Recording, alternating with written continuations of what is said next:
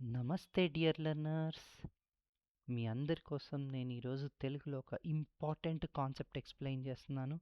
మీరు exam wise చూసుకున్న, అర్థం చేసుకోవడానికి చూసుకున్న ఈ టాపిక్ చాలా చాలా ఇంపార్టెంట్. అది మన లేజర్స్ చాప్టర్లో. సో ఎవరైతే ఎగ్జామ్స్కి ప్రిపేర్ అవుతున్నారో ఈ ఒక్క జస్ట్ 10 మినిట్స్ వీడియో చూస్తే మీకు ఈ కాన్సెప్ట్ ఈజీగా అర్థమైపోతుంది. కానీ తర్వాత ప్రాక్టీస్ మాత్రం చేయాలి, లేదంటే మాత్రం కష్టం. ఎందుకంటే ఈక్వేషన్స్ ఎప్పుడైనా వింటే కాదు, ప్రాక్టీస్ కూడా చేయాలి. నా మన టాపిక్లోకి వెళ్ళిపోదాం. అండ్ నేను చెప్పినట్టుగానే టాపిక్ నేమ్ వచ్చేసి Einstein coefficients and relation between them. అది జనరల్గా మనకి లేజర్స్ చాప్టర్లో ఉంటుంది. ఐన్స్టీన్ కోఎఫిషియెంట్స్ అంటే ఏంటో చూస్తాము. అట్ ద సేమ్ టైం వాటి మధ్యలో రిలేషన్ ఏంటో కూడా చెప్తాము. ఆ రెండే మనకు కంటెంట్స్ ఈరోజు. సో ముందుగా ఐన్స్టీన్ కోఎఫిషియెంట్స్ ఏంటి చూద్దాము, తర్వాత వాటి మధ్యలో ఉన్న రిలేషన్ ఏంటో కూడా చూద్దాము. సో నా నెక్స్ట్ స్లైడ్కి వెళ్తున్నాను. సో జనరల్గా మనకి లేజర్స్ అర్థం అవ్వాలన్నా, ఐన్స్టీన్ కోఎఫిషియంట్ అర్థం అవ్వాలన్నా మనకి బేసిక్ డెఫినేషన్స్ వచ్చి ఉండాలి. అంటే అబ్జార్ప్షన్ ఏంటి, స్పాంటేనియస్ ఎమిషన్ ఏంటి, స్టిమ్యులేటెడ్ ఎమిషన్ ఏంటి అనేది తెలిసి ఉండాలి. దాని గురించి నేను వేరే వీడియో చేశాను. ఆ వీడియోలో ఒకసారి చూస్తే మీకు అర్థమైపోతుంది. బట్ అది చూడకున్నా కానీ ఇక్కడ నేను రివైజ్ చేస్తున్నాను, మీకు అర్థమైపోతుంది. ఇఫ్ నాట్, ఒకవేళ కాకుంటే కనుక మీరు వేరే వీడియో చూడండి నాది. అండ్ ఇవి అర్థం కావడానికి ఫస్ట్ అప్వర్డ్ ట్రాన్సిషన్స్. సో మనకు అర్థం కావడం కోసం రెండు ఎనర్జీ లెవెల్స్ తీసుకుంటున్నాను. ఫస్ట్ దాన్ని E1 అంటున్నాము, ఇది గ్రౌండ్ స్టేట్. సో ఇక్కడ ఉండే నంబర్ ఆఫ్ పార్టికల్స్ని N1 అనుకుంటున్నాను. And E2 excited state. Excited స్టేట్లో ఉన్న నంబర్ ఆఫ్ పార్టికల్స్ N2 అని తీసుకుంటున్నాము. అప్వర్డ్ అంటే ఏంటి, మనకి ఎనర్జీ ఇచ్చినప్పుడు పార్టికల్స్ లోవర్ స్టేట్ నుంచి అప్పర్ స్టేట్కి వెళ్తాయి. దాన్ని అప్వర్డ్ ట్రాన్సిషన్ అంటాము. And technical it is called absorption.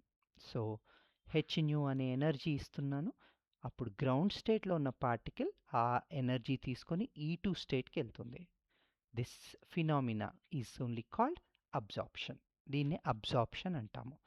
నా ఇప్పుడు దీనికి సంబంధించిన ఈక్వేషన్స్ రాస్తే E1 నుంచి E2 స్టేట్కి ఎన్ని పార్టికల్స్ వెళ్ళాయి అనేది దేని మీద డిపెండ్ అయి ఉంటుంది. ఫస్ట్ థింగ్ మనం ఇచ్చే ఎనర్జీ మీద డిపెండ్ అవుతుంది. అండ్ సెకండ్ థింగ్ మనం ఎనర్జీ ఇస్తే సరిపోదు, ఇక్కడ నెంబర్ ఆఫ్ పార్టికల్స్ కూడా ఉండాలి. సో అల్టిమేట్లీ ఇది ఈ రెండు థింగ్స్ మీద డిపెండ్ అవుతుంది. So probability of the particles moving from state 1 to state 2. ఎప్పుడైనా మనం మైక్రోస్కోపిక్ పార్టికల్స్ తీసుకున్నప్పుడు ప్రాబబిలిటీనే చెప్తాము. ఎందుకు అంటే ఎగ్జాక్ట్ నెంబర్ మనం చెప్పలేం కాబట్టి. సో ప్రాబబిలిటీ ఎన్ని పార్టికల్స్ ప్రాబబుల్గా పైకి వెళ్తున్నాయి అనేది దేని మీద డిపెండ్ అవుతుంది, మనం ఇచ్చే ఎనర్జీ మీద and number of particles in the lower state. So that is, నేను అదే రాశాను, number of atoms available in the lower state, that is N1. And అలాగే అది ఎనర్జీ డెన్సిటీ అంటే మనం ఇన్పుట్ ఇచ్చే ఎనర్జీ మీద కూడా డిపెండ్ అయ్యి ఉంటుంది అని రాశాను. ఇప్పుడు మనం దానికి ఈక్వేషన్ రాస్తే P12, ఇది 12 కాదు, probability of particles from state 1 to state 2. P12 అంటే probability of particles from state 1 to state 2 is directly proportional to N1 and also directly proportional to rho v. ఈ రెండు కంబైన్ చేసేసి removing proportionality constant, that is represented with B12. Proportionality constant తీసేసి B12 అని రాశాను. ఈ B12నే proportionality constant and ఈ B12నే Einstein coefficient of absorption అంటాము. నా ఇప్పుడు డౌన్వర్డ్ ట్రాన్సిషన్స్ చూద్దాము. సో సేమ్ సిస్టమ్ తీసుకుంటున్నాను. E1 number of E1 is a lower energy state, N1 is the number of particles in ground state, N2 is the number of particles in excited state. So downward transition అంటే ఏంటంటే two టైప్స్లో జరగవచ్చు. ఒకటి automatic రావచ్చు, లేదు అంటే additional energy use చేసి కిందికి తీసుకురావచ్చు. సో దాంట్లో ఫస్ట్ మనం చూద్దాము, అది ఆటోమేటిక్గా జరిగే ప్రాసెస్. ఎప్పుడు జరుగుతుంది అంటే 10⁻⁸ సెకండ్స్ తర్వాత. అంటే ఎగ్జైటేషన్ స్టేట్లో పార్టికల్ ఎక్కువసేపు ఉండదు, దట్ విల్ బీ స్టే, అది అక్కడ ఓన్లీ 10⁻⁸ సెకండ్సే ఉంటుంది. 10⁻⁸ సెకండ్స్ తర్వాత ఆటోమేటిక్గా అది కిందికి వస్తుంది. ఎప్పుడైతే అది కిందికి వస్తుందో అదొక ఎనర్జీని ఎమిట్ చేస్తుంది, అదే ఫోటాన్ అంటాం మనం. ఈ కైండ్ ఆఫ్ ఎమిషన్ ఏమంటాము అంటే స్పాంటేనియస్ ఎమిషన్. అంటే ఇది ఆటోమేటిక్గా జరుగుతుంది, మనం ఏం ఎనర్జీ వాడక్కర్లేదు డీ ఎగ్జైటేషన్ కోసం. సో అది స్పాంటేనియస్ ఎమిషన్. దీనికి ఈక్వేషన్స్ రాస్తే సేమ్ అలాగే తీసుకున్నాను. Probability of particles from E2 to E1 by spontaneous emission. అది దేని మీద డిపెండ్ అవుతుంది? Only number of particles in excited state. So that is N2. So అందుకని ఇక్కడ చూడండి, P21 హైఫన్ స్పాంట్ అని రాశాను. అంటే probability of particles from state 2 to state 1 by spontaneous emission is directly proportional to N2. మళ్ళీ నేను ఈ ప్రపోర్షనాలిటీ కాన్స్టెంట్ తీసేస్తున్నాను, అండ్ అది తీసేస్తే I will write a constant A21 అని రాస్తున్నాను. So this A21 is called Einstein coefficient of spontaneous emission. So ఇక్కడ చూడండి, మీకు ఏ టెక్స్ట్ బుక్ ఎలా తీసుకున్నా కానీ P21 బదులు వేరే ఉండొచ్చు, N1 N2 బదులు స్మాల్ క్యాపిటల్ ఉండొచ్చు, ఏదైనా ఉండొచ్చు. బట్ ఐన్స్టీన్ కోఎఫిషియంట్ రిప్రజెంటేషన్ మాత్రం ఇలాగే ఉంటుంది. A21, A అంటే I'm not using any energy, 21 అంటే particles move from state 2 to state 1. అదే మనం B అన్నాను అంటే ఎక్స్టర్నల్ ఎనర్జీ యూస్ చేస్తున్నాము అని అర్థం అనమాట. నా అనదర్ డౌన్వర్డ్ ట్రాన్సిషన్ చూద్దాము. సో సేమ్ సిస్టమ్ తీసుకున్నాను. E1 is a ground, E2 is excited, N1 is the number of particles in E1 state, and N2 is number of particles in E2 state. ఇప్పుడు ఏంటి అంటే, suppose if we don't want to keep the particle for 10⁻⁸ seconds, ఇంతసేపు ఉంచను. Before this life time మనం ఈ పార్టికల్ని కిందికి తీసుకురావాలి. ఎలా తీసుకురావాలి? By applying external energy. So ఎప్పుడైతే ఈ ఎనర్జీ అప్లై చేస్తామో ఇది ఇక్కడికి వెళ్ళి this stimulates to the lower state. So as a result మనకి ఎన్ని అవుతాయి? 2 ఫోటాన్స్ వస్తాయి. రెండెందుకు అంటే మనం అప్లై చేసింది దీన్ని స్టిమ్యులేట్ చేసి యాజ్ ఇట్ ఈజ్ ఇలా వచ్చేస్తుంది, and because of deexcitation ఇంకొక ఫోటాన్ వస్తుంది. అండ్ ఇంట్రెస్టింగ్ ఫ్యాక్టర్ ఏంటి అంటే ఈ రెండు కొహరెంట్. కొహరెంట్ అంటే same phase, same frequency, same wavelength, everything same ఉంటుందన్నమాట.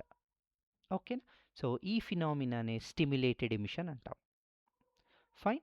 నా అగైన్ మ్యాథమెటికల్గా రాయాలి అంటే probability of particles move from state E2 to E1 by stimulated emission. మనం ఇక్కడ ఎక్స్టర్నల్ ఎనర్జీ యూజ్ చేస్తున్నాం. సో ఎన్ని డీఎక్సైటేషన్స్ అయ్యాయి అనేది దేని మీద డిపెండ్ అయి ఉంటుంది?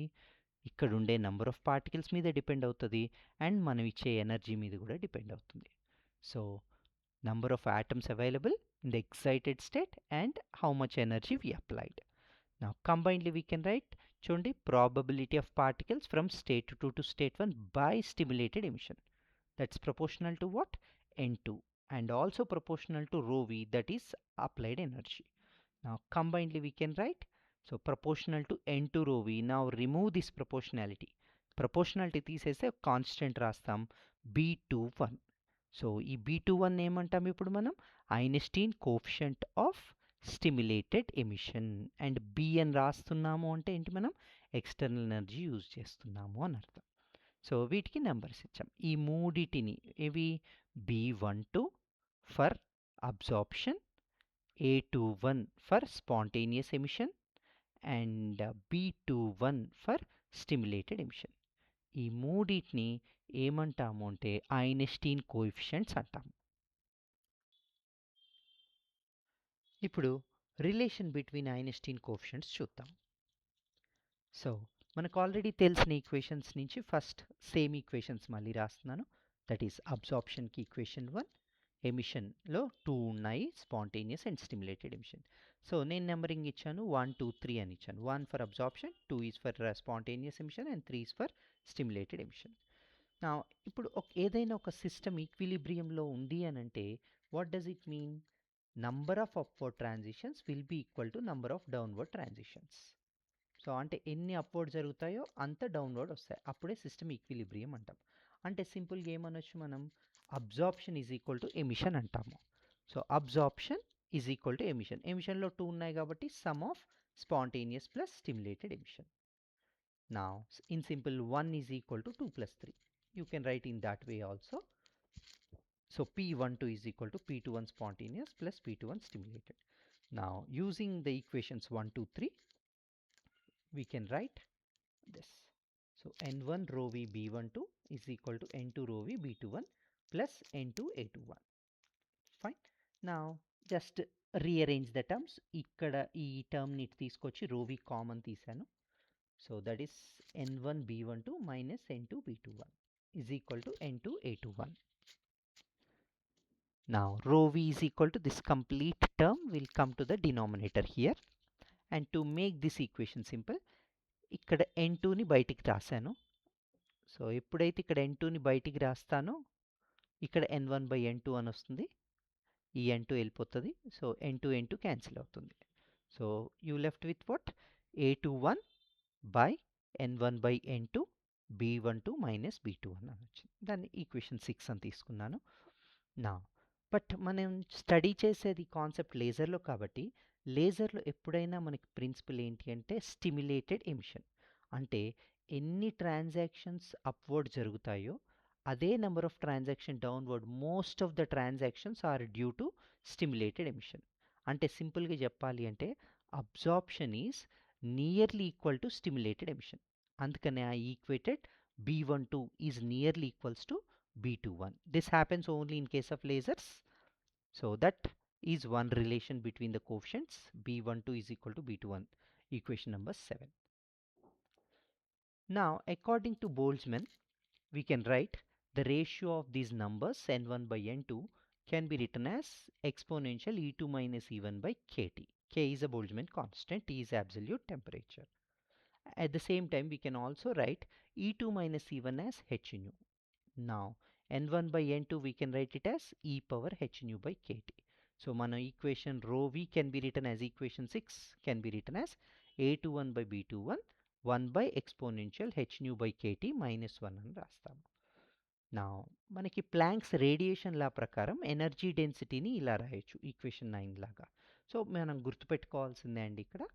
So here rho v refers to energy density. Planck's radiation law lo kuda rho v energy density. Now compare these equations 8 and 9. So by comparing, if you observe carefully, these two are same, and left side also it is representing energy. So these two are equal. So that is A21 by B21 is equal to 8 by h nu cube by c cube, and this is the another relation between Einstein coefficients. Now ఇందాక మనకి వచ్చింది కదా B12 is equal to B21 అనే equation and A21 by B21 equation. These are all called Einstein coefficients relation. I mean relation between Einstein coefficients. So మీకు అర్థమైందని అనుకుంటున్నాను. ఏమైనా doubt ఉన్నా కామెంట్ సెక్షన్లో పెట్టండి. సో దీనికి సంబంధించిన నోట్స్ కూడా నేను ఎలాగైతే ఎక్స్ప్లెయిన్ చేశానో అలాగే నేను నోట్స్ ప్రిపేర్ చేసి కింద డిస్క్రిప్షన్లో లింక్ ఇచ్చాను. ఆ లింక్ క్లిక్ చేస్తే మీకు డైరెక్ట్గా నోట్స్ వచ్చేస్తుంది.